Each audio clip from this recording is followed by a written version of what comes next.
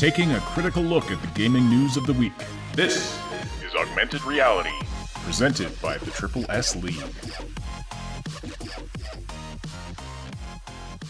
Hello, everybody. Welcome to the Augmented Reality podcast for October 30th, 2019. Hope everybody is having a spooky week and looking forward to a scary, fun Halloween tomorrow. Obsidian's got a scary story to start us off tonight. And, of course, none of it's going to be scarier than what we have to talk about tonight. We have news about Blizzard and BlizzCon and Kotaku. Ugh, gives me chills. How are you doing tonight, Obsidian? Good. Yeah, it's an interesting time to be alive. There's so many dumpster fires going on right now. It's absolutely crazy. It is absolutely crazy what's going on right now. We've got a lot to dive into tonight, and so we'll do that right away. We're going to talk about, of course, what's going on with Kotaku. There's a lot of confusion about that, actually. And then EA games are coming to Steam. What does that mean for us? And then there is so much to talk about with Blizzard. We're going to be doing that later on in the show, but that's probably going to be the biggest segment because so much has happened this week with Blizzard. They just can't stop getting in their own way. It's insane. Couple of funny stories first. It's like they enjoy shooting themselves in the foot. Yeah, we really should have come up with a more Halloween-y intro and some funnier puns, but I didn't even realize until like 10 minutes before we started. Oh, tomorrow's Halloween. Should have prepped it. But anyway, you'll be sufficiently scared by the end of this show, I'm sure. Of course, the big news tonight, the absolute top story of the night. New 10-minute Homestar Runner cartoon released today. Can't wait to watch that after the show. Okay, I'm done. If you are watching live today... Oh yes, that reminds me. We need to talk a little bit about Rick and Morty, but we'll just tag that in. Sorry, did you say rigor mortis? No, I said Rick or Morty. Oh, I was trying to spookify it for you. If you're listening live, please say hello in the live chat. Send us your questions and comments there as well. We'll read and respond to as many as we can throughout the podcast. And don't forget to slam that like button. It likes it rough, and it tells us and YouTube that you appreciate this content. If you're listening after the fact on one of the audio-only platforms, we're glad you're here as well. We appreciate the likes and follows. It does take us a day or two to get the podcast up to the audio platforms, so if you want to get the latest info sooner, we encourage you to hit the link in the description and subscribe to the Triple S League YouTube channel. Terra Case says, wow, is it 2004 again? No, but it might as well be. I love the nostalgia. I'll often go back and binge watch a few Homestar Runner cartoons. They're all on YouTube. Well, not all of them are on YouTube, but they probably will be soon because I actually went to the website yesterday, and I had to enable Flash Player because you have to enable it now. And then my browser warned me Flash will no longer be supported after, I think it was December 2020. So the timer is counting down till Flash is completely obsolete and no more. I mean, it's pretty much been dead. But yes, probably the best cartoon series from the early internet Flash cartoon era, Homestar Runner. Glad they're living on, and the creators are they're no longer regularly doing it, but they do put out 3 or 4 cartoons per year, and they always do a Halloween one, so I always look forward to that. All right. So first, let's talk about... okay, this is just funny. So we talked about the Fallout First conundrum with Bethesda and all of that stuff. We're not going to rehash all that, but their Fallout First subscription, of course, came out. And now, apparently, there's a civil war that's broken out within the game. People are ganging up on and targeting Fallout First subscription members and just going after them in the public version of the game. So that's an interesting side effect of that, but you can find Reddit threads all about this, and the Fallout First members saying, help, we've got to band together and build ourselves a gated community in the game. It's really funny, and I realize Bethesda probably couldn't have foreseen this particular outcome, but it is another hilarious log on that dumpster fire. It's like they just can't win. No matter what they try, no matter what they do, they just are not winning at this. Yeah. And it's no wonder. It's like you're just sitting here, you're shaking your head going, what did you think was going to happen? Like, do you not have anybody there who goes, Captain, I've run the numbers here, and if we make this move, we're all going to end up in the dog kennel, and not alone. Rufus is going to be at our backside, and not in the good way. So please, for the love of God, whatever you do, don't follow through with this. Yeah. And then they go, oh, well, I think it'll work out fine. And it's like, yeah, okay, time to leave. Yeah. It's just so weird. And at this point, it's like watching a train wreck or a dumpster fire. You just sit back with your popcorn or your freshly roasted pumpkin seeds, which I did up yesterday, and they are delicious.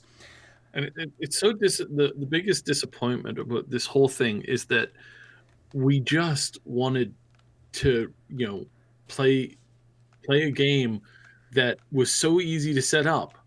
It's like like I won't get into it again, but this is just more hilarity on top of all the hilarity and insanity that's constantly been happening. So it's just bizarre at this Yes, point. It's just bizarre. absolutely. Sorry, I was just absolutely laughing at Terror K's comment here. I'm not going to sing this, but if you're an old school Homestar Runner fan, you will get the reference. Burninating the BlizzCon, burninating Bethesda, burninating the Kotaku in their glass house cottages. I love it. So on point. Terror K wins the on point chat message tonight. He knows a good thing when he sees it. There's a Trogdor board game now, and I've been tempted to check it out. It actually looks pretty fun. It's hilarious. All right, so so that was just a funny bit of news. Of course, the Outer Worlds still doing well. We've got a review in progress coming out over the next couple of days. It's been recorded. I'm just editing it up. Jamie Catalyst and I did that. So if you want to hear our thoughts about the game, about 15 hours in, we'll have that out for you as soon as we possibly can. But spoiler, I really like it. So there you go. All right, so let's get into what's going on with Kotaku. So there's been a lot of news trending about Kotaku today. The top search term, like autocomplete term for Kotaku on Google, when I checked, was Kotaku shutting down. So what's going on there? Well, there's actually a couple of things going on. The employees at Kotaku and one of their sister sites, Deadspin, which is apparently some kind of a sports website, and I'm guessing from that probably other sites in that family as well. There's a number of them. The Onions in that group as well. This is what we talked when we talked about this a few months ago when they sold over. I kind of called this. I'm like, these sites they're gonna be hit with new rules and new changes, and they're gonna lose a lot of people. They're gonna lose a lot of staff because they're really not profitable. None of these companies have been profitable for a really, really long time. Right. Like we were talking a dog's age as having been, popular. The last time the Onion was pumping like a good amount of money into their owners was back in 2008, 2010 at the earliest, or at the latest, I think. And there's some really good stuff, like really, really hilarious stuff and videos that they did way back then. But it's gotten to the point where now most of the stuff. I was watching an Onion article from, I think it was one of the earlier ones, like really, really early on, and there was a new headline that was almost identical, and people are losing their minds over it from today's era.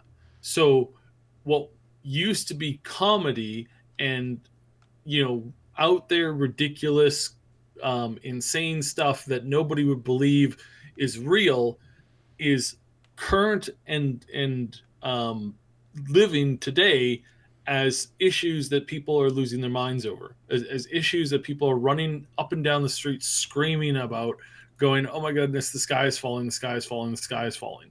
When life And imitates art, like, well, more like when life imitates insanity. It's well, yeah, that's the funny thing. It's like it's like parody, you know, or a satire that suddenly becomes real. It's like yeah, living in the Simpsons world, really.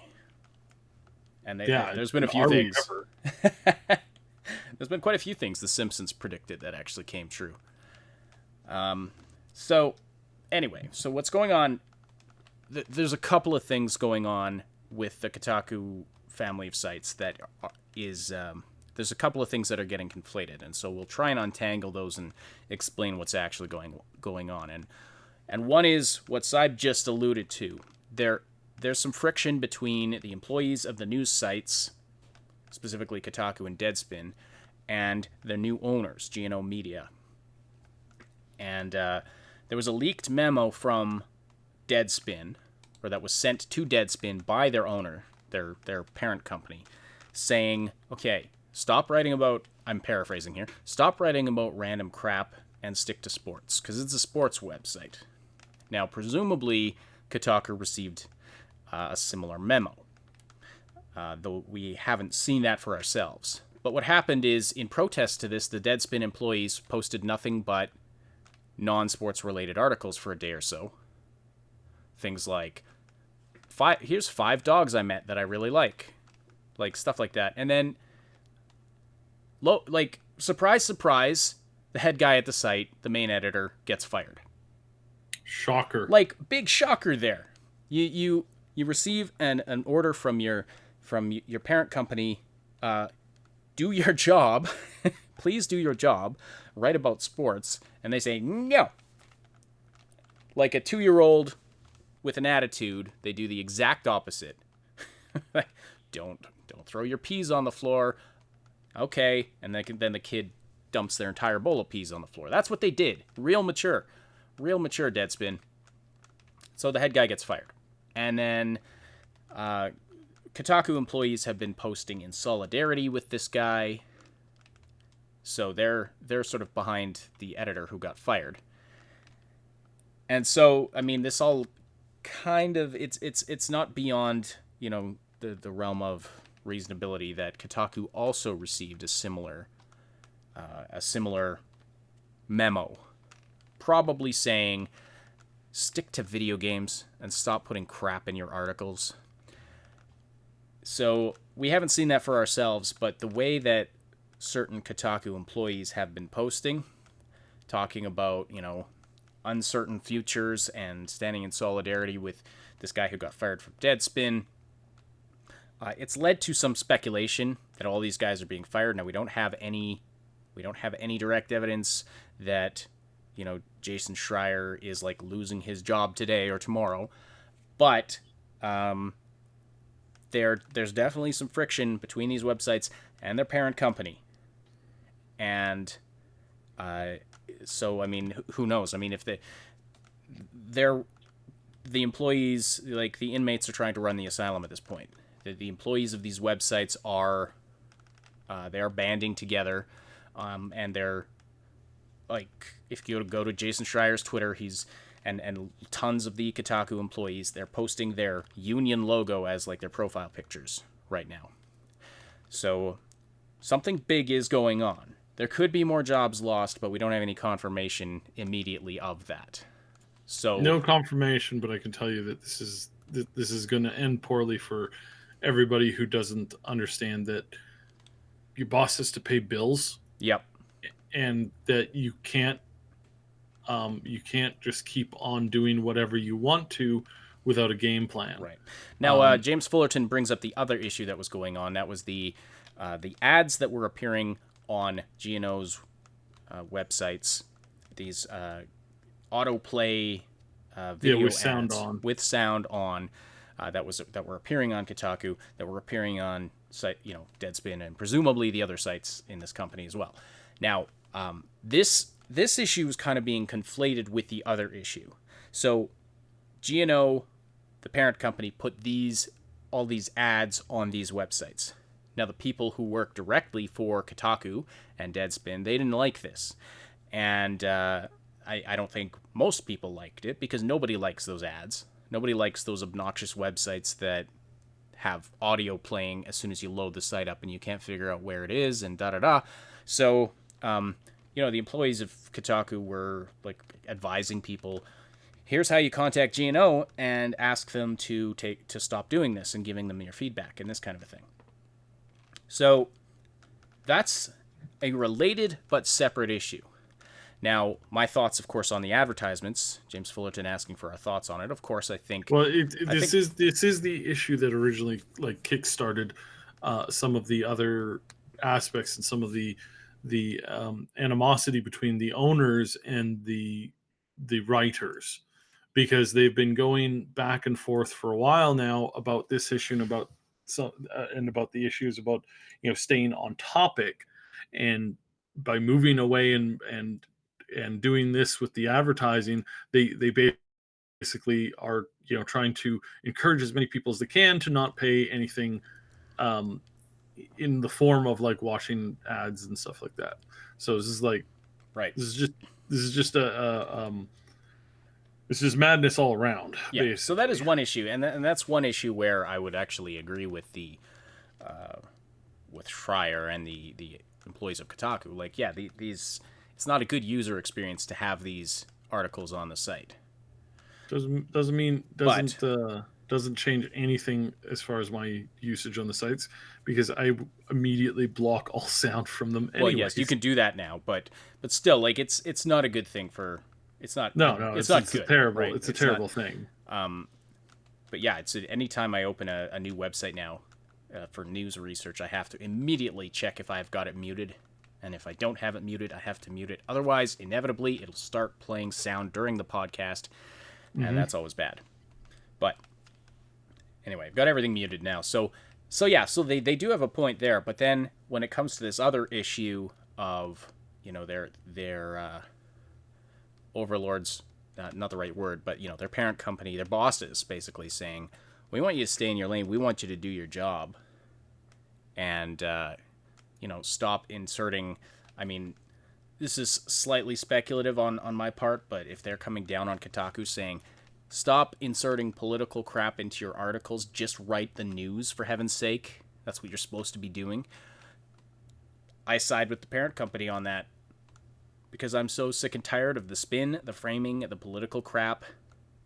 Now, I don't hold out any hope that anything's going to change, especially with people like Jason Schreier, because even in his response to all this, he tweeted out, I've got bad news for all of the, the people who are, I don't know, I don't even know if I can say these words, but he, like, without YouTube kind of, the algorithm getting flagged, but basically he made it a political issue. He's like, all of you people over there that we don't like, this, you deplorables. He used basically a very rude word for, like, right-wing extremists, and was like, all of you people who are, hounding me on my Twitter feed today, I've got some bad news for you. Kotaku's still alive, and I already know how to code. So he's making it. He's even his response to all this, he's making political, as if the only reason someone might dislike Kotaku is because telling anybody to learn how to code was some kind of a crime.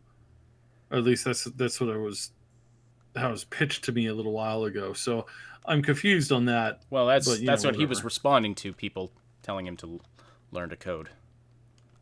So he responded with, that he already knows how to code. Like, yep, that's what he said.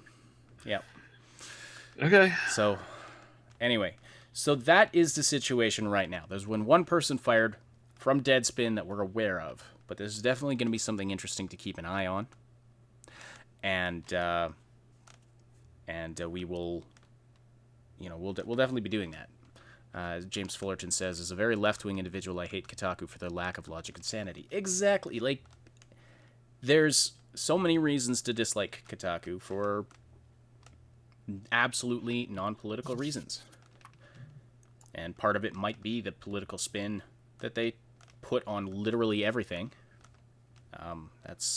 It gets really it gets really frustrating.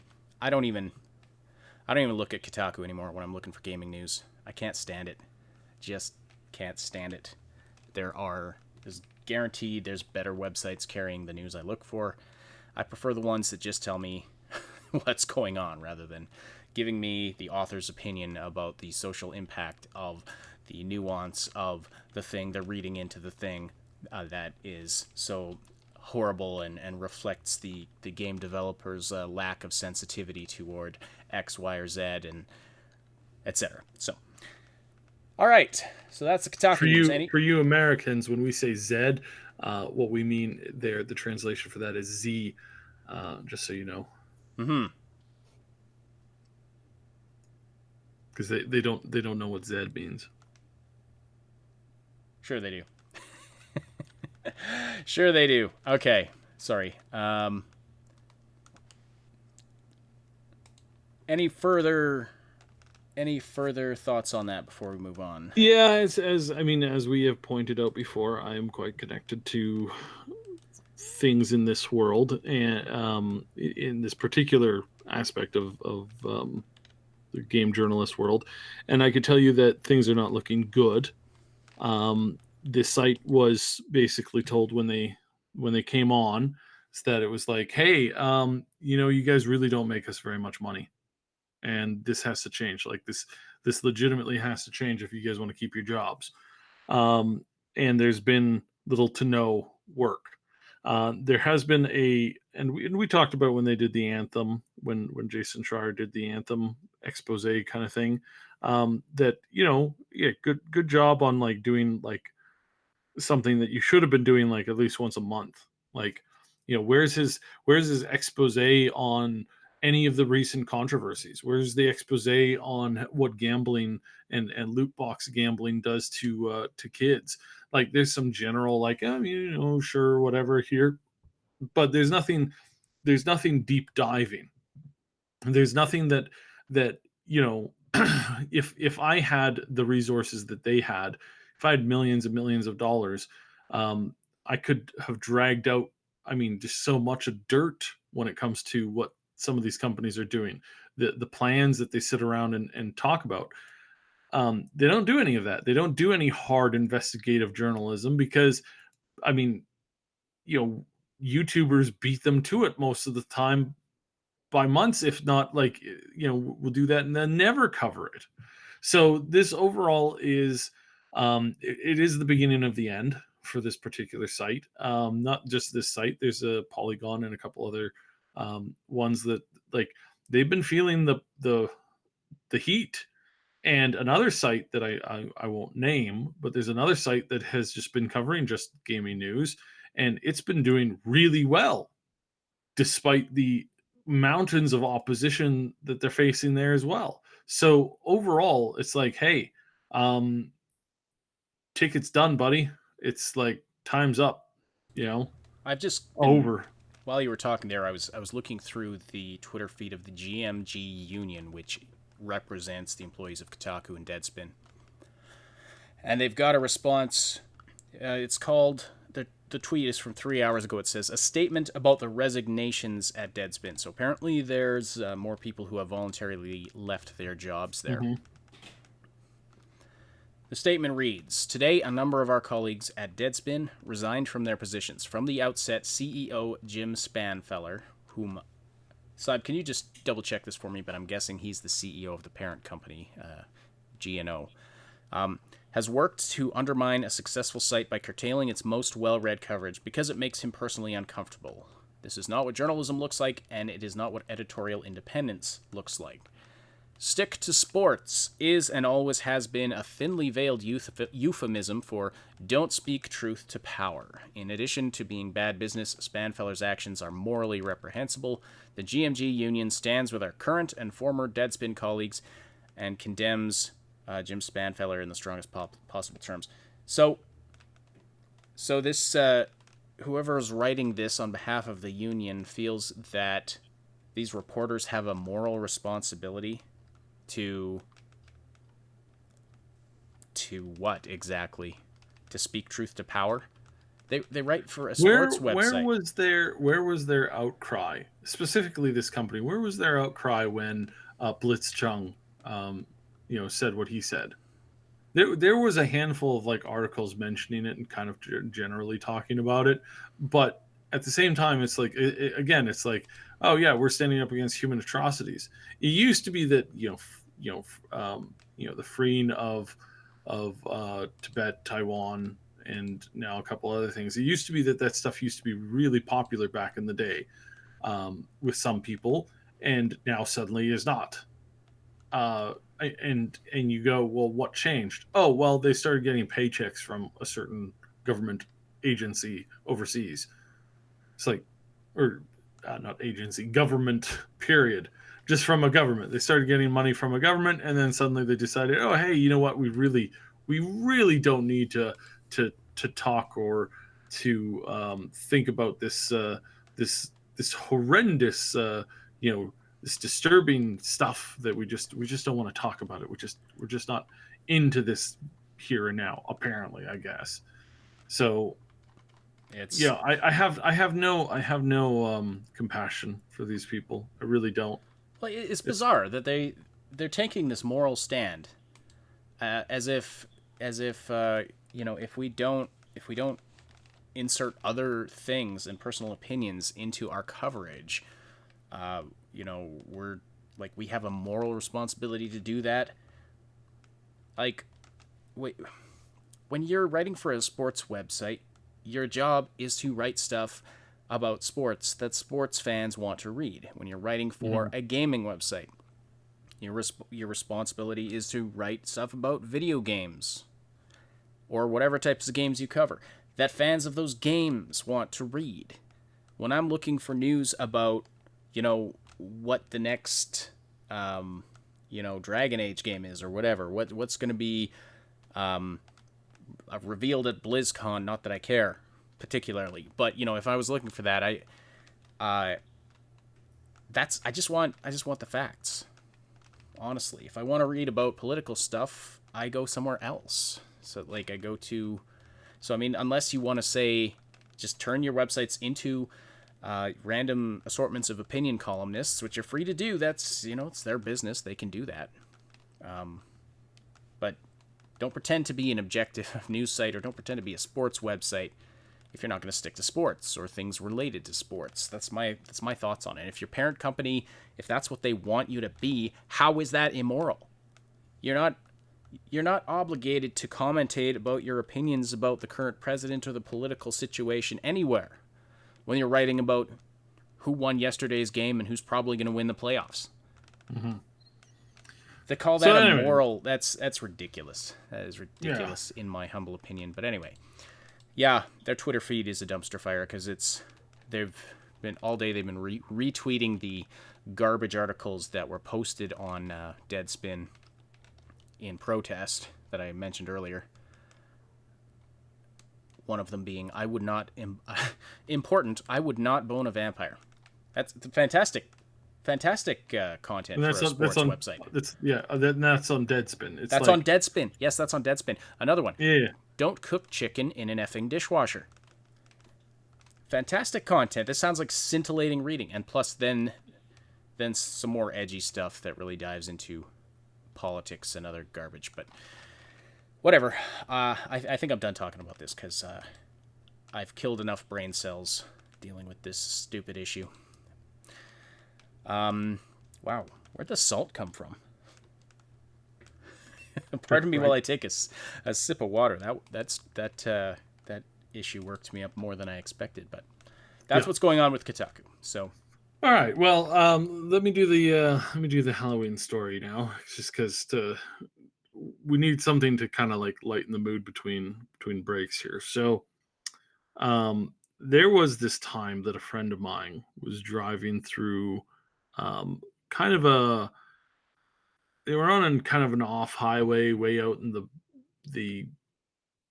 the sticks kind of idea, Um, and they're driving through a small old town, which wasn't even really on the map. It was like just kind of mentioned, but it's one of those things where it's like you're looking at a map, and a map, for those of you who don't know, a map is used to be, you could see the world and your local area on a piece of paper that you had to like fold up and fold out because it was pretty big. Um, it wasn't. It's kind of like Google Maps, except just it was on paper. I know, really weird concept. Again, but they saw this tiny little map, notation, saying that there was this town here, and they drove up to the town, and like they didn't think anything was there, and indeed it was kind of like it was one of these towns where it's like everything seems to be boarded up, ghost town kind of thing, just nothing, nothing there really. They just, again, on the main road, just kind of driving past it, and it didn't really look like it was anything important. And they round this corner, and now they haven't seen another vehicle in probably like 3 hours.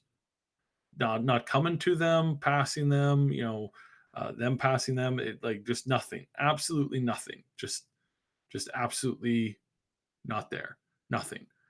And so they come up around this corner, and they see like two cars that are like kind of on the road a little weird, and they see like four or five people just lying on the road, and and there's some like broken glass and whatnot here or there, and it's just kind of weird.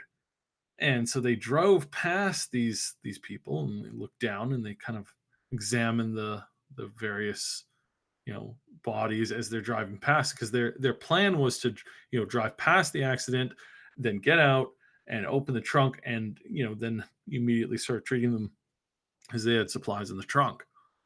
But what happened is, immediately after passing some of them, and almost coming to a stop, they looked behind them, and one of the people that was supposedly down and out on this road, which was lying in a really weird position that wouldn't have been possible if they were flung from the car, and there was no blood or anything like that. They see this guy like turn and then start to get up, and then the person goes, go, go, go, go, go, and they start racing off. And there's about 40 people that come out from the town and the bush and the woods, and out of the ditches, and go to like surround the car, and they just barely managed to like get past them as the this trap was closing in on them. So if you're ever out driving on a lonely highway, just remember that story. It'll keep you warm. That's the end of the story. That is literally the end of the story. That's shivery. Yeah. What are you dressing up for Halloween this year as? Scariest thing I know of. It's a tax revenue auditor.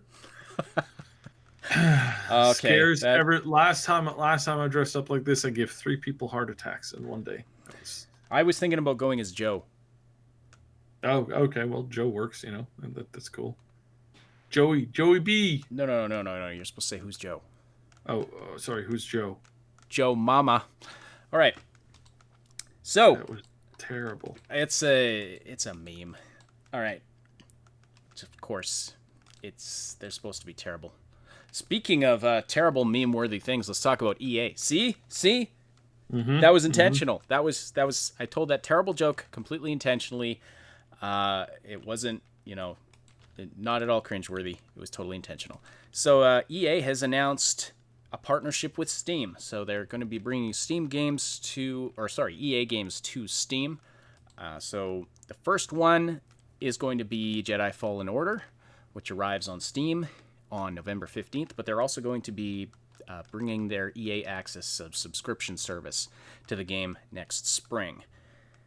So it sounds like you could both have access to the subscription service and also just buy games on Steam because Jedi Fallen Order is coming before the EA Access subscription service will be available. But They said other games are going to be coming in the near future, including The Sims 4 and Unravel 2, which is really good. Unravel 2 is really, really good game. If you enjoy puzzle platformers, it's just a delightful game. I did a full walkthrough for it, and then it got no views because nobody was playing the game because it was only available on EA Origin. Literally EA. nobody is playing the game. So hopefully more people start playing that one because that was a delightful little game. Mm-hmm. There's also that co-op, the couch co-op game as well that they have. Was it No Way Out or whatever? It's the prison escape game where you play as the two guys. It's like that one is going to be out. Not necessarily. I'm not listing games that have been confirmed. Very few games have been confirmed, but they are planning to open up their entire library. And just today, this is one of these things where it's like, again, gaming journalism is basically dead, because it's like there was an article today where it was like, floodgates open as EA starts shoveling games into the Epic Store. And I'm like, Okay, then. haven't heard that from literally anybody else at all. Started to look into it. Not at all based in truth. Absolutely a made up fictitious story, basically. Yeah, no, there's games coming, yes, but no, that's not. No.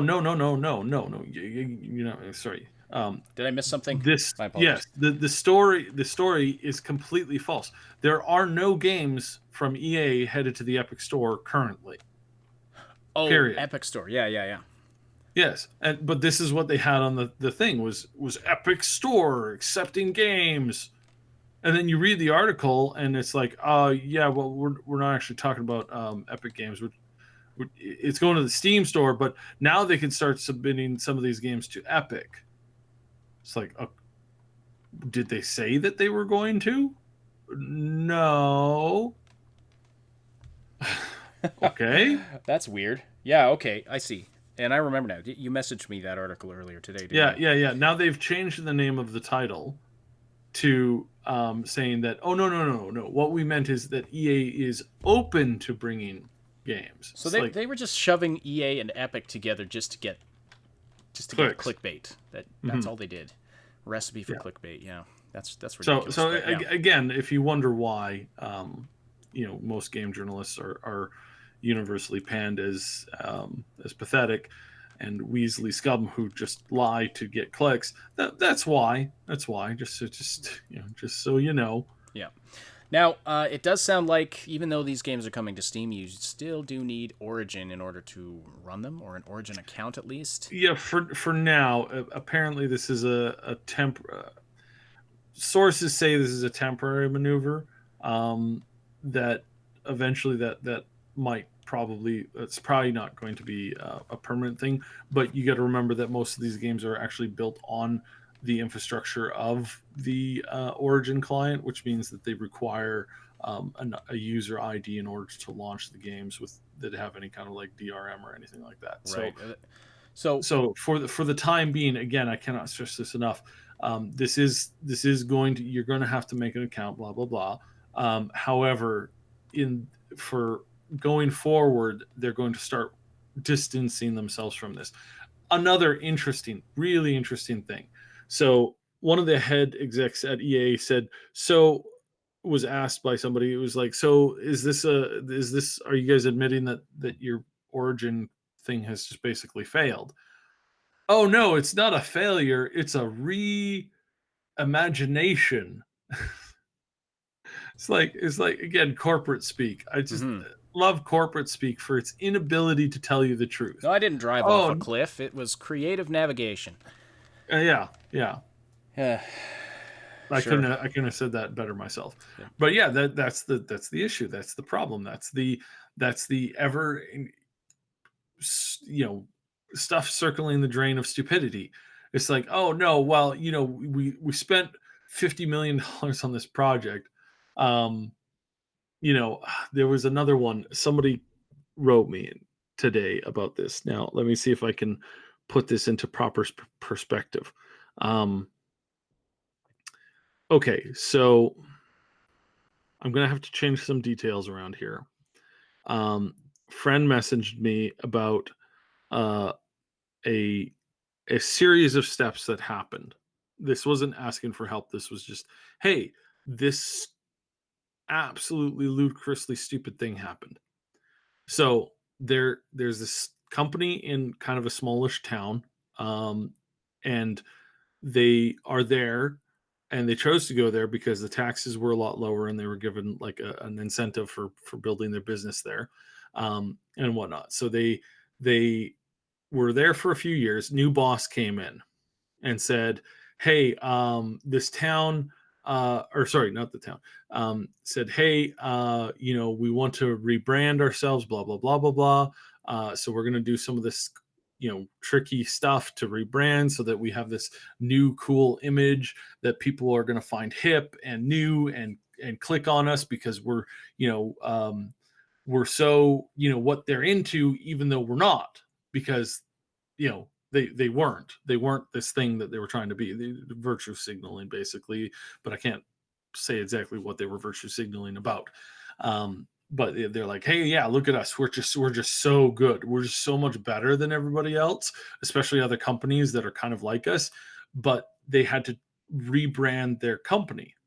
Well, by rebranding their company, they no longer fit the prescription for getting certain of these incentives, because they were now a different company doing a different thing, which the town was basically already in the process of saying, oh, sorry, if you're doing this, we can't, you can't get this bonus. So the boss runs this long campaign of trying to get the town to change its thing, its stance on this stuff, which ended up basically drying up most of their income.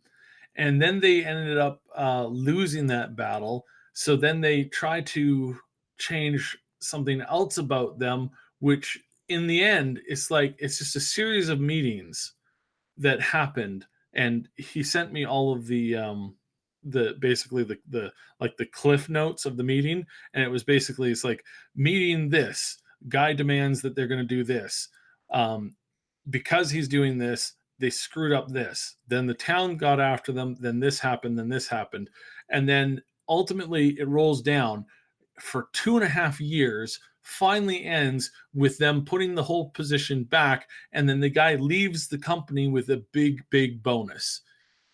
Basically ran their company dry of all of its funds and all of the money that they had saved up, and they brought this guy in who didn't know anything about what he was doing at all, and just basically ran the company into a wall. It's like, wow. And then he left with a bonus. Like, can you imagine the incompetency of this? This is essentially what EA has been doing for a long time. In fact, there's an example of this in EA. It's like, one guy comes in, takes over control of a particular game, crashes it absolutely to utter pieces. Again, just he had an out. He had a way of like saying, "Oh no, we're doing this because of it fits the lore of one of these games." But he didn't have the brains to do that. Instead, he runs the company into the ground, takes the biggest bonus ever. A bunch of people lose their jobs because now the company isn't doing as good, and then he starts off his own company. It's like, wow, good job, guys, good job. You hired the right person for this job. It's enough to give you a migraine. So anyways, that long and short of that, sorry, it was really convoluted. I probably should have written that out first, but it was like, basically it's just like, this is what corporate stupidity gets you. There's a lot of good companies that do a lot of good things. CD Projekt Red, great example. Obsidian, and what they're doing with and what we're going to be seeing out of Obsidian over the next few years. Now that they're with Microsoft, and they actually have a ton of funding, and they've proven now beyond a shadow of a doubt that if you just give Obsidian money and you give them the room to play, they come up with good games. And yeah, there's one person at the company who's not the greatest, but perfect world, right? So, anyways, EA. Now, this was for the most part, this was expected by some people. I didn't expect this year. I was kind of expecting it to be one of the big things that happened next year, for actually next year's lineup of games. But I was pleasantly surprised that it's happening a little bit sooner, and that it is happening with with this new Star Wars game coming out. Yeah, Um, I'm happy to not have to buy that directly on Origin. Although, I mean, again, sounds yeah, like you you still still need have to. Origin Yeah. to play it for some odd reason, even though it's a single player game that Hmm. shouldn't require an internet connection or anything. Yeah. I mean, Steam So should be we're able to handle the cloud saves. Like, what's the issue here? But Yeah. So I mean, overall, it's just we seem to be they seem to be heading in a good direction. That's great. About time. Really wish that this had happened like a long time beforehand. mm-hmm. But overall, it's like congratulations. I think this is a good thing. So Mm-hmm. yeah. All right. So yeah, we can probably leave that story there.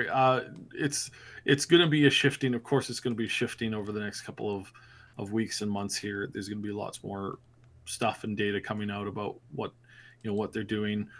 They do have, apparently they've got another new Star Wars game planned for that's going to be coming out, but it's not going to be coming out until 2022.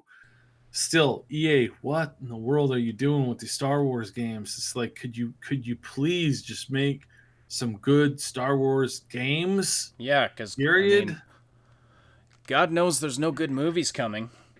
But now the solution is what they're working on now is they're working on and this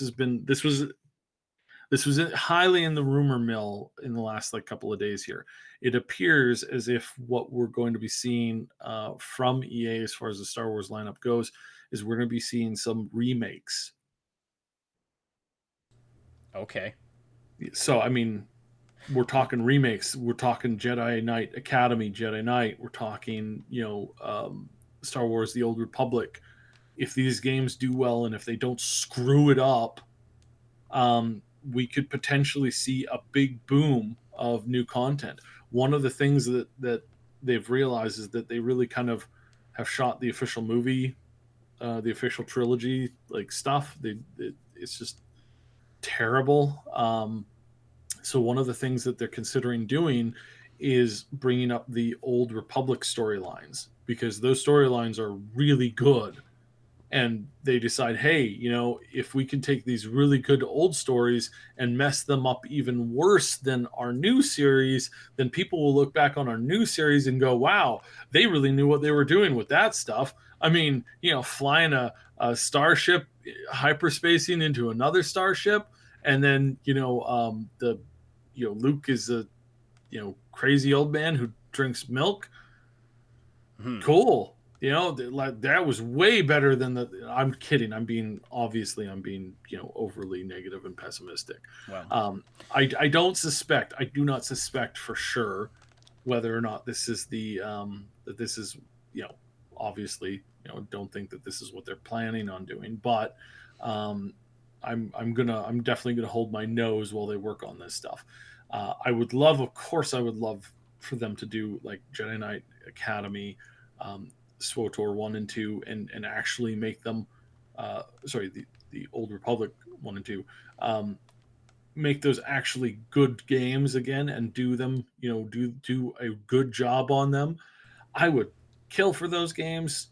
And even maybe though, already have, just, satellite control. well, I That's mean, not too bad. now Uh, it's like you've played those games though. Like, do you really want to wade through a bunch of remakes before we get any good new content?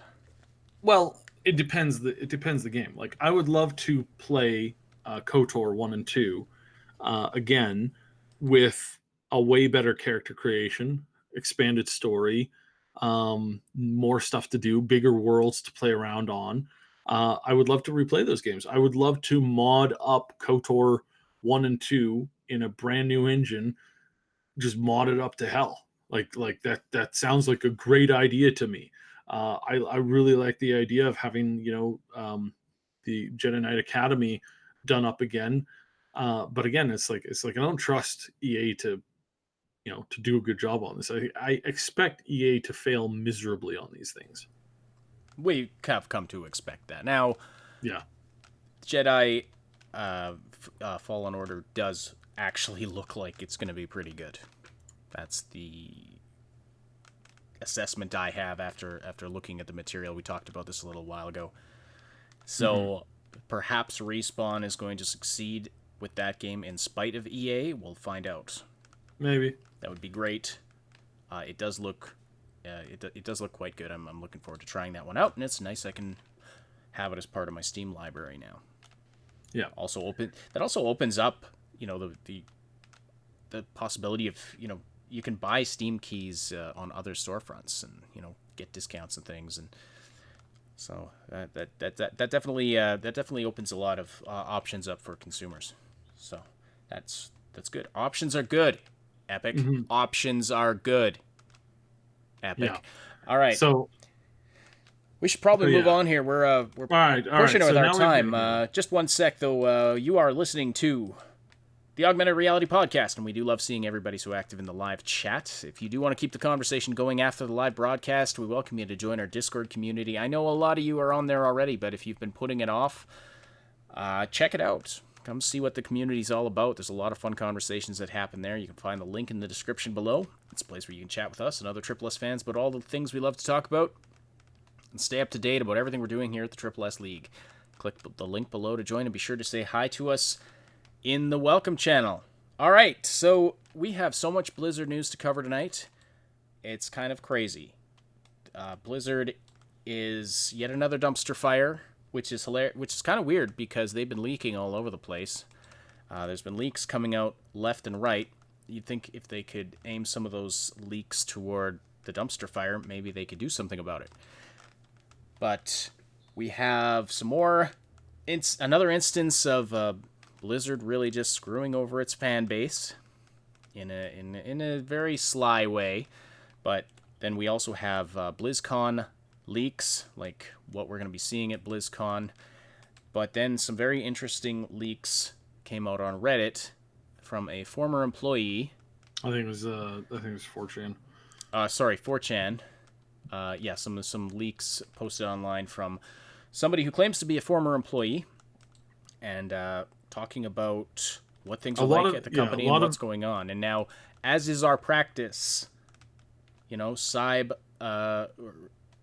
goes out of his way to verify things before we talk about these kinds of things. Before we don't just report on anonymous leaks without some kind of verification. And Saib, you said you've been able to verify some of what's in this this leaked thread, correct? Yeah. So now the stuff on the games is up in the air, and some of the stuff has turned out to be true. Some, like, from what we have kind of figured out, and a lot of the stuff has been out for a little while now, but this just kind of goes into like a lot of the really small details. So it's like all right, well, we might as well cover this and figure out what exactly is going on here, and try to really try to flesh it out, right? So okay. Yeah. So we'll go through that. These leaks aren't major like game leaks, like, oh, the company is working on this or this or this. It's like this is the mood across the entire company is extremely bad. StarCraft 2 is dead. Diablo 3 is dead. Overwatch, despite being the blanking office saying sacrificing our casual audience to chase the esports, esports money was a really blanking bad idea. Is in the state of dying as is. Hearthstone is in a death spiral, which is never good. When you hear death spiral by professionals referring to something, that's never a good thing. We've had 4 projects canceled in 3 months, and a certain somebody's team doesn't want to hear it, BFA is an unmitigated disaster. The only highlight to this company was the fact that Classic came out, and if Classic had not come out, everything would be worse. They know from internal data that the number of people who happen to keep the launcher and all of their games on their computer is because the only thing that they have played in the last couple of months, sorry, in the last like month and a half, has been Classic. So we like I said, now this stuff is a little bit old. It's a couple months that's kind of been floating around here and there, but this stuff has been confirmed by a couple people within the company who didn't say, you know, all of this stuff is right. They looked at it, they said, yeah, there's a lot of the stuff that is absolutely word for word what is going on. So again, we can't confirm any of the quote unquote game story stuff, like Diablo 4, even though we know that's coming out because that's one of the not official leaks, but it's one of the leaks that was leaked by Blizzard themselves. We know that Overwatch 2 is coming out. Again, that's been already leaked by by Blizzard themselves. We know that, you know, there's some work being done on Hearthstone and some other stuff. So, yeah, it's like, so we're gonna go through here now. A lot of this stuff is you know, because it's been out for a while. A lot of this stuff has been proven to be correct. So we know basically that this is moving along, you know, pretty well. So, yeah, let's cover we cover the official stuff, or the more official stuff first. Then we'll come back to swing back to this. Okay, all right. So as Seb mentioned, so that's one of two sets of leaks we're going to be talking about. The other set of leaks we're going to be talking about are leaks specifically about BlizzCon and what we're going to be seeing there. Things like Overwatch 2, a new World of Warcraft expansion, and Diablo 4, which was incidentally leaked by Blizzard's own store site. Did I get that right? Did I hear that right? Yes. they just leaked their own stuff. Well, I mean, it's like they're preloading stuff onto the website to get it to work, right? This is right, so it's really, ready to go on game day, yeah. Really common. Yeah. This is not something that's abnormal. This is something that is 100% absolutely normal for it to happen. So, yeah. But what's not normal is to put it up live for everybody to see before you're supposed to. No. Sorry. Again, the stuff was on their website, preloaded into areas that were off. But because you can just scan websites and you can, you know, fish around the website just by typing in different URLs, some of this stuff happened to pop up. One of them was that they accidentally put out the Diablo 4 stuff was put out onto the onto a German site before it was supposed to, because, you know, apparently people can't read time index dates. Like, do not launch this until, you know, November 3rd at 3:00 in the afternoon. Oh, November 3rd, there's a time delay between us and them. So it's the 29th in America today. There's a 12-hour time gap. That means it's November 3rd. Okay, info out. And if you're going, Saib, are you trying to make fun of the Germans? I'm like, yes, it's because I am German, so I can make fun of the Germans all I want to. So we eat all the schnitzel and crickles that we want to. So, yeah, one of the hilarious worst German accents I've ever heard. But yes, absolutely. I'm not low German. I'm high German. So, anyways, yeah, because that makes it better. Okay, sure. All right. So Blizzard leaked their own stuff, and I mean, at first when I heard about this, I was wondering if they leaked it on purpose as trying to gin up hype to, you know, to kind of offset some of the bad press they've been getting lately. But you're saying no, it was incompetence. This is not the case. The info was mined out of their of their servers. Now, the way that you're like, but Saib, how can they prevent people from mining out data from data mining their website? You don't put it on the website. I don't know how this is like, news, but it's like if you want to keep something secret, you don't talk about it or put it in a place where people can find it.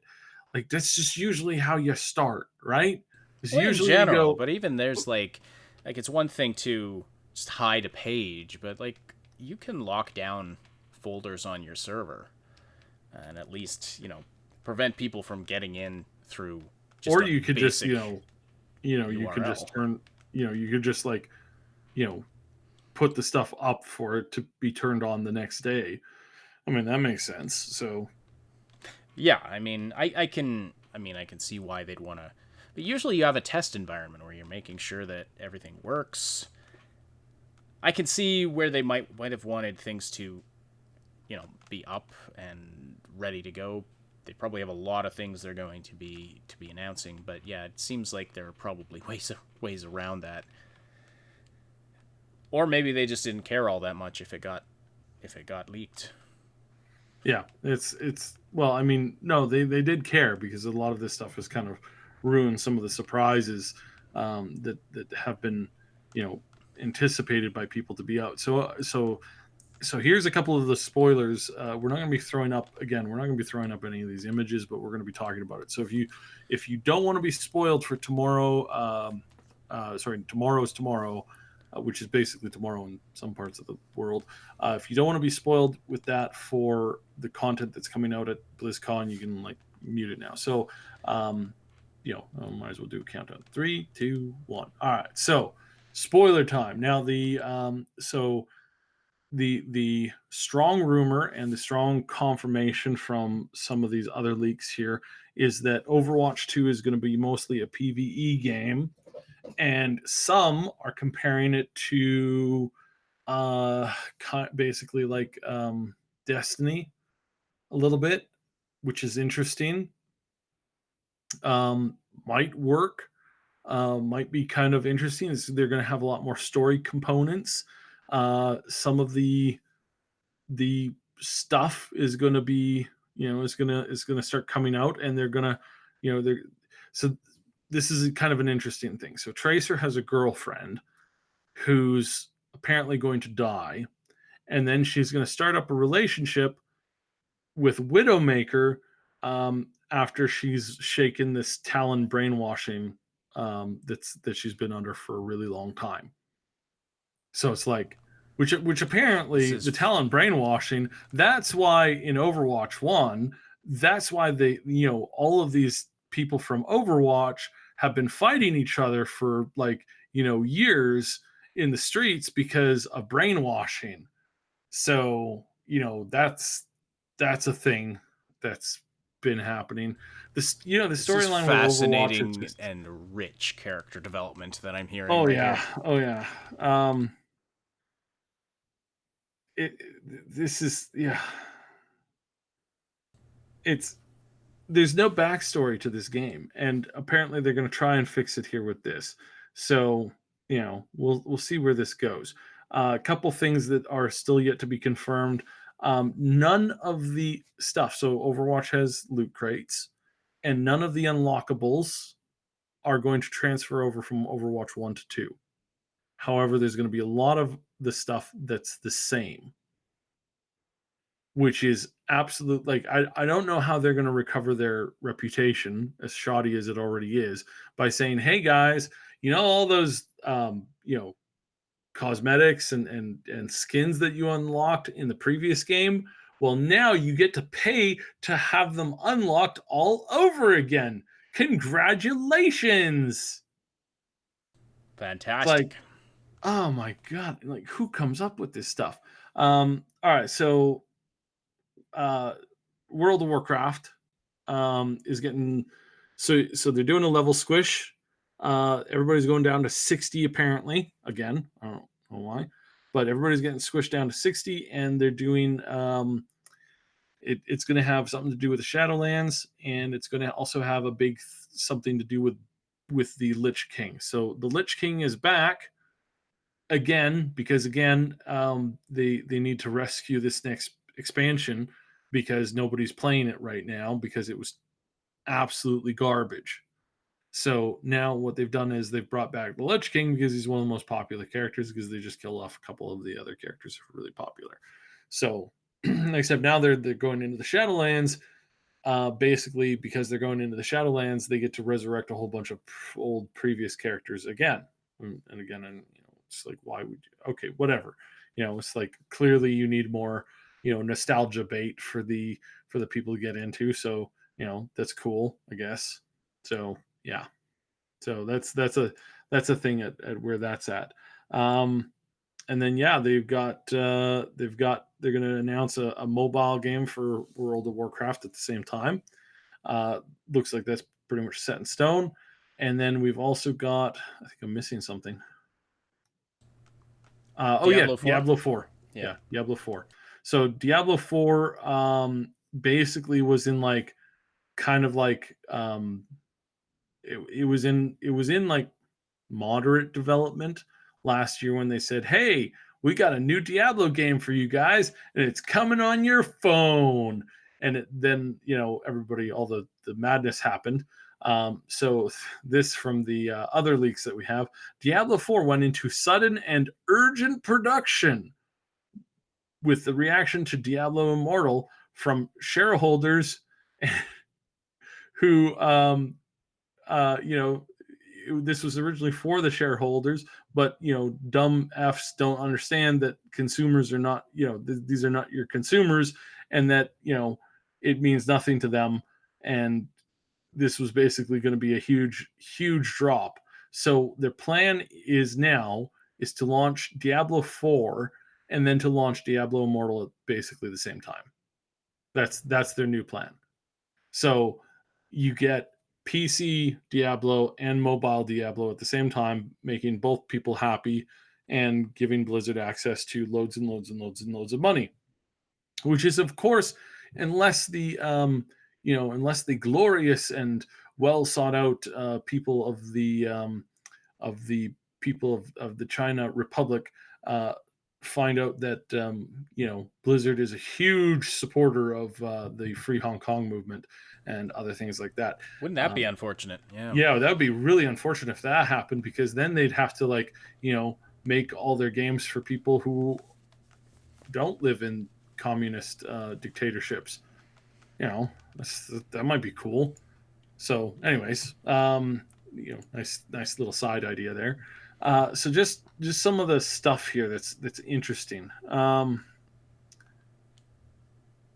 Okay, so it's like this could almost be a recovery from last year's debacle, except in trying to turn back onto the road, they drove right off a cliff. Yeah. Instead. Yeah. Because if they announced Diablo 4 this year, well, I don't know if the outrage from last year would have been forgiven. Mm-hmm. The utter disrespect they showed for their player base, but they're just continuing to step in it. And should we get into before you go through more of the 4chan leaks, should we talk about the BlizzCon prize pools? Yeah, well, let me finish up here with the Diablo 4 stuff, because this is kind of interesting. So we're expecting vastly different gameplay for Diablo 4, everything ranging from potentially it's an FPS, which sounds like a horrendous idea, but this wasn't like the original concept for Diablo 4 was actually kind of like an over your shoulder kind of like RPG 2. They were just getting it because more people play those games than play top-down isometric hero games. Supposedly their numbers are showing this. So this was something that to turn it into something either an FPS or more of a kind of an over-the-shoulder type thing, which may or may not have worked. But don't be shocked if this is what the new Diablo turns into. Now, as far as the storyline goes, this is some interesting stuff. So the rumor is that the new gameplay will be having you, the player, side with the demons as they fight the authoritarian and insane angels, because apparently, and this is the tagline, let out your inner demons. This In which you become, one of your ultimate abilities is when you let out your inner demon and you become a giant demon and you run around killing everything. I can't believe that this is like seriously potentially going to happen. So Diablo, turns out that Diablo Lord of Destruction was actually just a good guy all along, trying to find the strongest humans, or Nephilimins, or however you pronounce it, to prepare for an invasion from the void. Because wait, where have I heard this storyline before? Oh yeah, from both Warcraft and Starcraft. What? Do they have any other writers? Do they have any writers here? Now, again, unconfirmed. We don't know for sure, especially this stuff, especially like these game detail stuff. So they're saying that this is going to launch sometime 2020, 2021. Obviously, it's not going to release 2019. 2020 might be a little bit early, but I think if they were to release it 2021, I think that's too far away. I think they need to get this game out sooner, and I don't know if that's going to happen or not. So it's going to be really interesting. This is probably the most interesting one I'm going to be keeping my eye out for, not because I'm eager to play the game, but because I'm eager to see hopefully what they do about it. There is another rumor that Diablo 2 has been basically reworked, and it's going to be re-releasing with updated graphics and a whole bunch of other stuff. If that's true, then I think that's potentially maybe a good idea as well. I don't know. We'll see. Depends on how much they've improved the game, and depends on how much they've kept all the original gritty darkness. Because you remember when we were first talking about this over a year ago, when basically they said that they wanted to bring the Diablo series into a PG environment that all the family can play together. Because when you're sitting down at dinner, and Dad turns to young Timmy and says, "Hey Timmy, how did dealing with the Diablo Lord of Hell go earlier today?" "Oh, it was great. We went on a great adventure. We played around and met some really cool people." "Well, that's Diablo for you. What a rascal." Because apparently this is something that this is something that they think can work. It's like turning this stuff into this I don't even know what you'd call this, like atrocious, like hell, like I mean, Diablo 4, takes place in hell. This is literal hell. This is literally what I expect to see in hell. You've got your fire hells, you get your frozen hells, and then you've got the hells where nothing makes sense and everything's upside down. This is the world where, hey, Timmy's gonna go and play with Diablo as they skin some people alive because, oh, that silly Diablo, he's such a nice guy. Good Lord, gag me. But anyways, let's talk about how Blizzard has screwed over their fan base to make more money and to basically lie. In fact, I have a quick question for you. I was thinking about coming over with a big bag of candy for both of your rascals. And I'm thinking a big bag of candy. I'm going to go out and buy a bunch of candy tomorrow, and I'm going to take 25% of the candy that I get, and then I'm going to add that to all the candy that your kids get, and then I am going to give you guys that candy. It's going to be great. That 25% each for each of your kids. That sounds great, right? Sounds like a good thing, good deal. sounds like a parent's nightmare, but yeah, sure, good deal. Okay, so good deal. now here's what Blizzard did. I show up tomorrow, and kid number 1 and kid number 2 have 2 pillowcases full of candy. And I go, "Wow, look at this pillowcase full of candy. Wow, that's really good. Now, I told you that I was going to get you a whole pillowcase full of candy. Now that you guys both have a pillowcase full of candy, that's your reward. And you're like, wait, what? Wait a second. I thought you were bringing candy over. Weren't you bringing candy over? Oh yeah, I brought candy over. I've got 4 bags of candy here and four sleeping or pillowcases, and it's all for me because you guys already got the candy from the other people, so I don't need to give you candy because I said, up to 1 giant bag of candy, that's what I was going to give you. Does that sound like what I said that I was going to do? Yeah, Or depends how slyly you worded it in the original when you originally made the offer. But so in a post made by Blizzard on March 19th, the company announced that members of the World of Warcraft community could support WoW esports by purchasing 2 new toys available in the Blizzard shop. For a limited time, every purchase of the Transmorpher Beacon or Lion's Pride and Horde's Might fireworks, 25% of the proceeds will contribute toward the year's final LAN event prize pool for the Area World Championship and the Mythic Dungeon Invitation. Basically, these World of Warcraft esports events that are happening at BlizzCon. Mm-hmm. So they're saying that these will contribute. If you purchase these toys from their shop, 25% of the proceeds will go toward the prize pools for these events, and with a guaranteed minimum prize pool of 500,000 USD, that's 250,000 USD for each event. Your support will help take the WoW esports prize pool to the next level. So what happened? Well, the sale of the toys generated $660,000. And so Blizzard said, wow, congratulations. Thank you for making this the largest prize pool we've ever had for WoW esports at BlizzCon. Okay, Blizzard, where's that $500,000 you were gonna? Oh no, that was a guaranteed minimum. We were gonna top it up to that if it didn't sell enough. Yeah. Okay. And I specifically remember them saying prize pool each. Well, it was 250,000 USD for each event. That's what it says in the post. Yeah. So it's like. But the wording, looking back on it in retrospect, the wording was just ambiguous enough that they were leaving the door open for themselves to get away with this. At least that's how a lot of people are interpreting it. And when I look at it,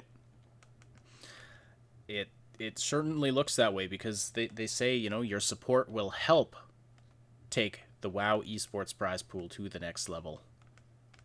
And they say 25% of the proceeds will contribute toward the year's finals, the prize pools for these events. Contribute, help. That really suggests that strongly suggests you're partnering with Blizzard on this. But then in the end, they just pull the rug out and say, "Okay, no, we're you raised all the money, and they're not putting in a dime of that." Basically, they sold all these toys. They're just putting a quarter of that money away from, they're putting a quarter of that money toward the prize pools.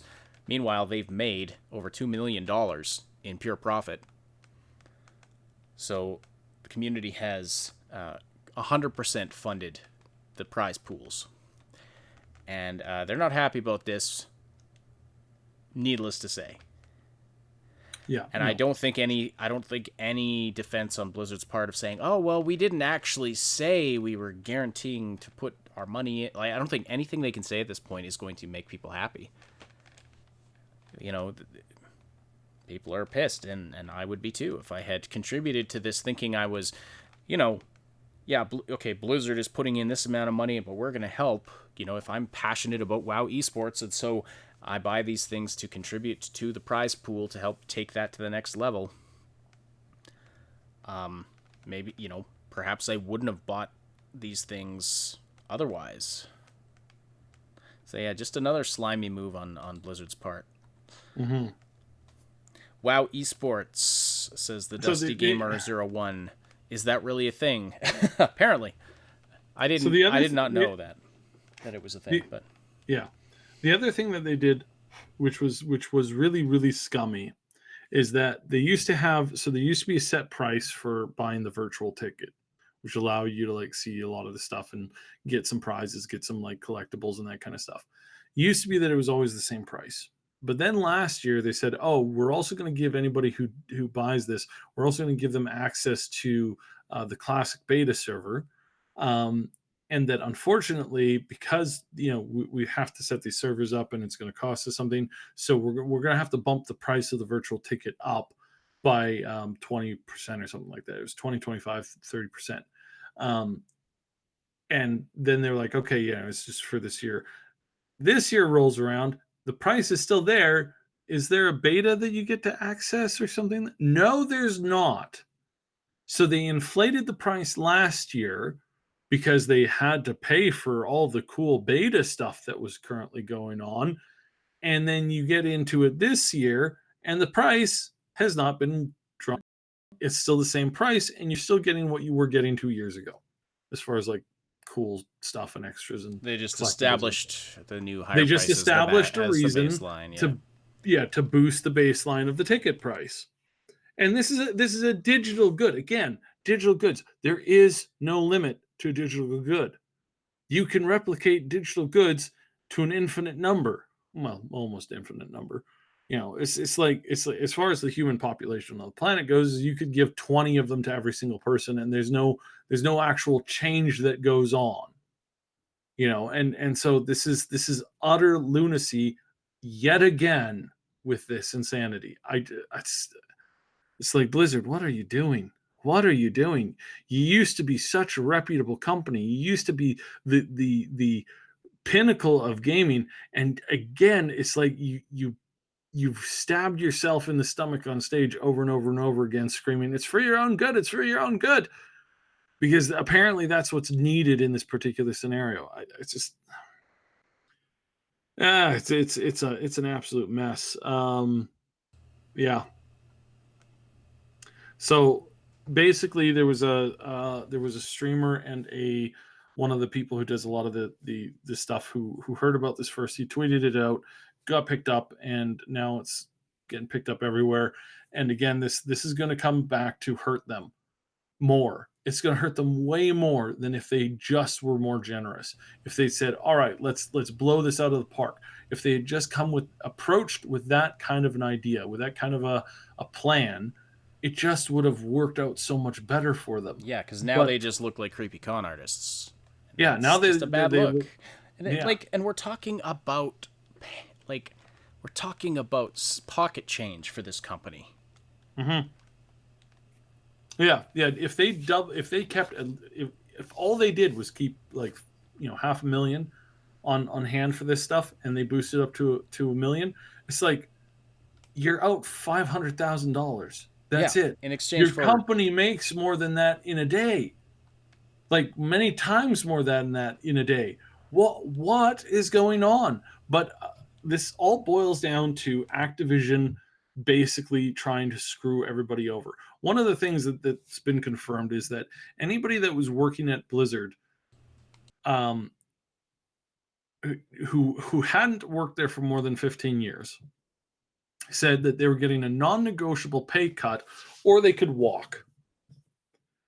And some people tried to um, beg Morheim. Morheim. Thank you.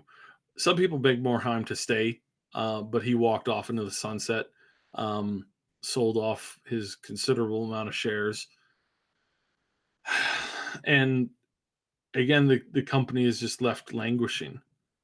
Um, they have people who the power dynamics of the studio is just all over the place. They have people that have 2 years experience in the industry in new positions who are asking 7, 8, and 10-year veterans what to do because they don't know what to do on a daily basis. On a daily basis, the it's this company is just not what it used to be at all in any way, shape, or form. This is a dying company, and it's sad to see. It's like, could they maybe Could they maybe pull this stuff out? Well, that's the nice thing about stress is that it does force you to think, outside the box, and you do come up with good solutions under pressure. So maybe that's what's going to happen here. Maybe the new generation of all the top skills at the company are waiting in the wings, and they're about to hit gold, and they're about to do some of this stuff. That's possible. Highly doubtful. Highly, highly, highly, highly doubtful, because they don't create an environment in which people can succeed there anymore. They don't do it. They really don't. Instead, now all you have is just people who are basically just sitting around, doing nothing, trying to, trying to make themselves look busy. And when that's your main worker there, and we saw this, we saw this with BioWare. 6 years they spent on Anthem. 6 years. Turns out that they pumped that thing out in 18 months. What did they do for 4.5 years? Like, seriously, what did they do for 4.5 years? Did they just watch YouTube videos all day? Did they just sit around playing non-games that they worked on?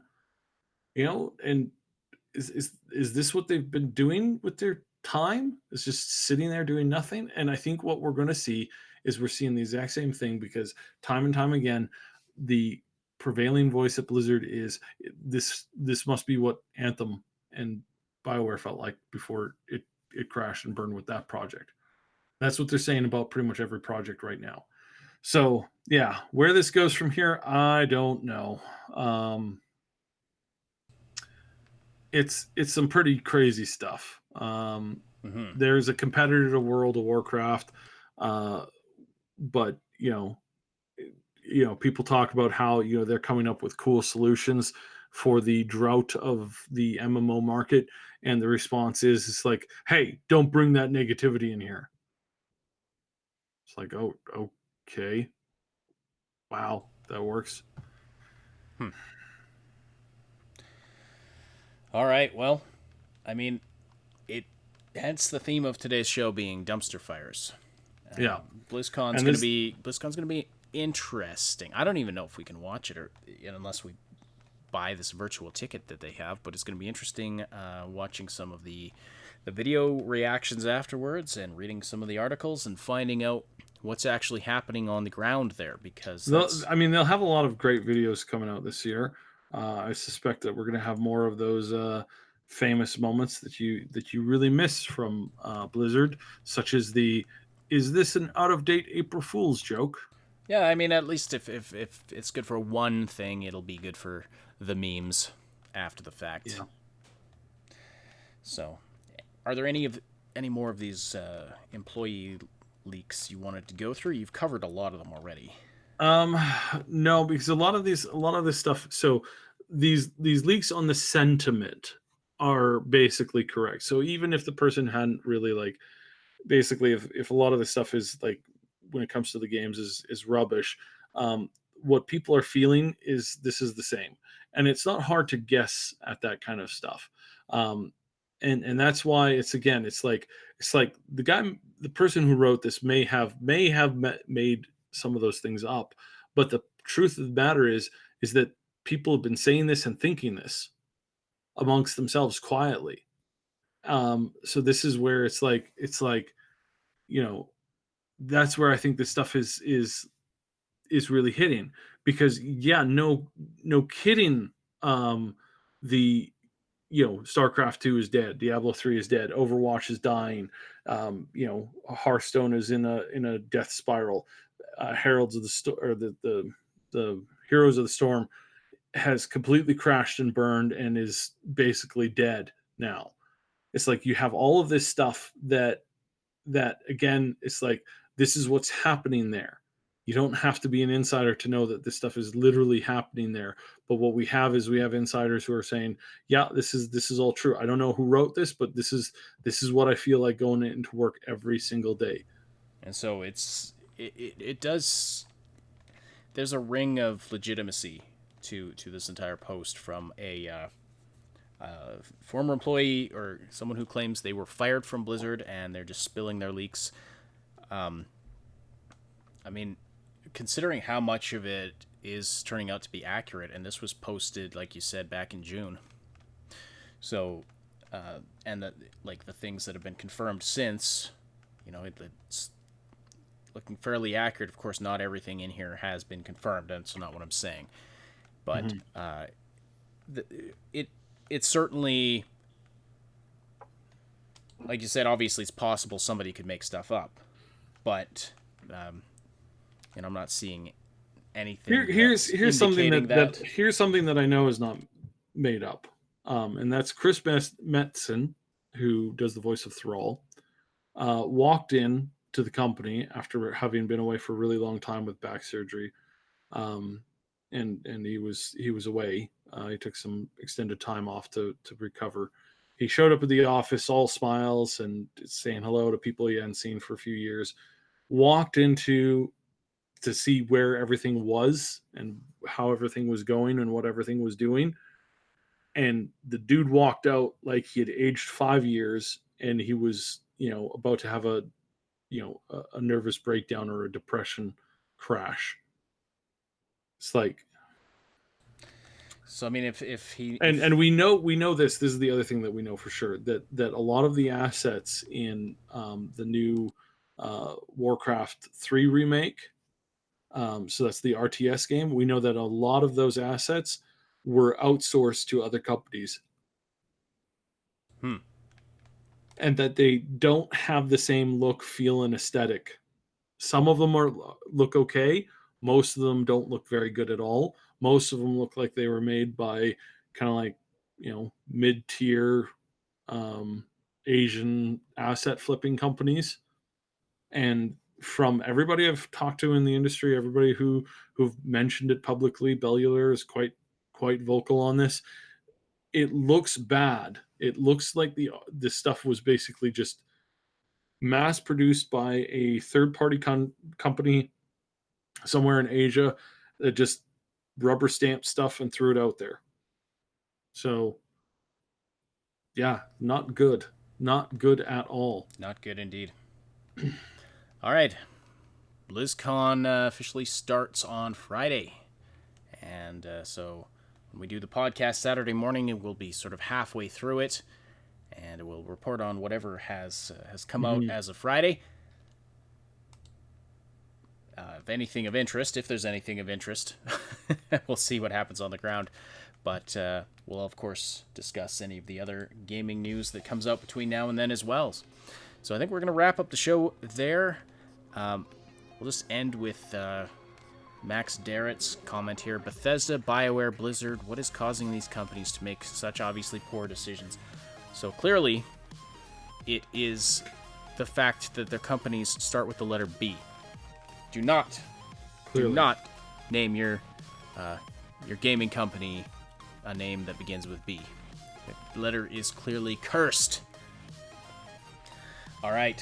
Thank you all so much for listening and for dealing with our terrible jokes and puns. We hope you appreciate the content, though, and please slam that like button if you do. And that really helps us out, tells YouTube that you appreciate this content. Sharing the show, leaving comments below, subscribing to the channel, all of that helps as well. So please do that if you haven't yet. And of course, join our Discord server to engage with our community and just have a great time with us over there. Special thanks to our Patreon supporters, our big damn heroes on Patreon, Old Man Manson, and our 2 anonymous supporters, our channel members, Jason Cropper, Mr. Padzernick, Jer Schultz, Game Notes, Paul Young, and Night City Punk. And if you're listening after the fact on SoundCloud, iTunes, Spotify, or any of the other platforms that this podcast goes out to, we appreciate your interactions on those platforms as well. And don't forget, you can join the live show on YouTube on Wednesday nights and Saturday mornings, where you can interact with us and other listeners and be part of the discussion. See the Discord server for exact times and schedule. The Augmented Reality podcast is a presentation of the Triple S League. Check out our YouTube channel for game guides, reviews, comedy, news updates, and tons more quality gaming content. My name is Asheninity. On behalf of Cybsidian, thank you all so much for listening. We will talk to you again very soon.